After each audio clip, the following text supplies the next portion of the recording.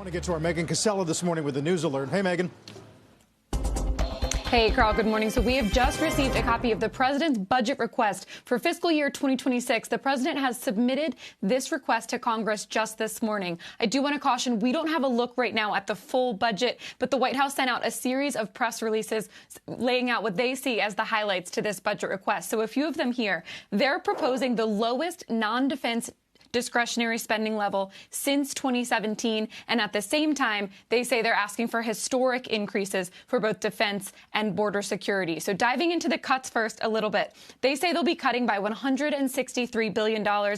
They describe that as a 23% drop from the 2025 enacted level for discretionary spending. That's mostly coming from cuts to DEI programs, climate initiatives, what they call federal government bureaucracy. They're eliminating things like the Fair Housing Program, canceling $15 billion in infrastructure law money for climate projects, as well as about $6 billion for that electric vehicle charging program enacted under President Biden. On the increases side, they're increasing defense spending by 13% and homeland security spending or border security by 65%. That includes $500 million for immigration and customs enforcement. They also say they're supporting veterans. And they do emphasize in here, guys, no changes in this request to Social Security. There's been a lot of discussion about entitlements, especially on Capitol Hill. The president is not requesting any changes to Social Security spending.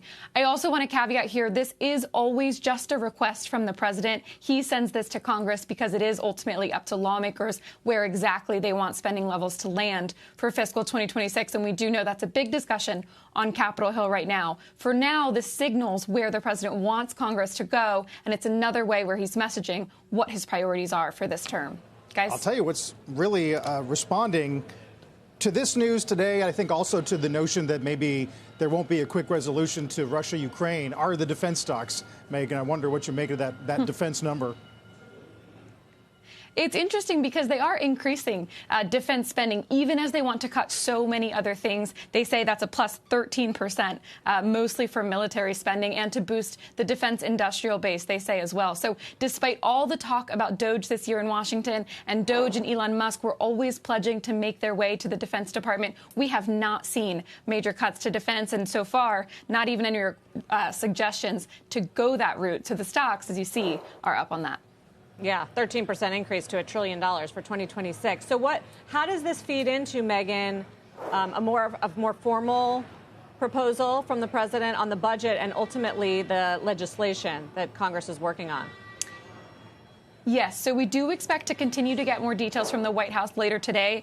In less than an hour, I'll be on a call with senior White House officials to get more details on what exactly they're suggesting. They will most likely put out specific numbers that they're requesting for every agency, every program across the board. They transmit that to Congress in a formal way. Congress takes a look at it, and because it is a Republican House and Republican Senate, they are very likely taking it closely into account as they try to settle on those exact numbers. It'll be several months, I would say, until we likely see a full budget from Capitol Hill. But this shows this is the president sort of waging his influence and saying, this is what I would like you to do. Got it. Megan, thank you very much. Megan Casella.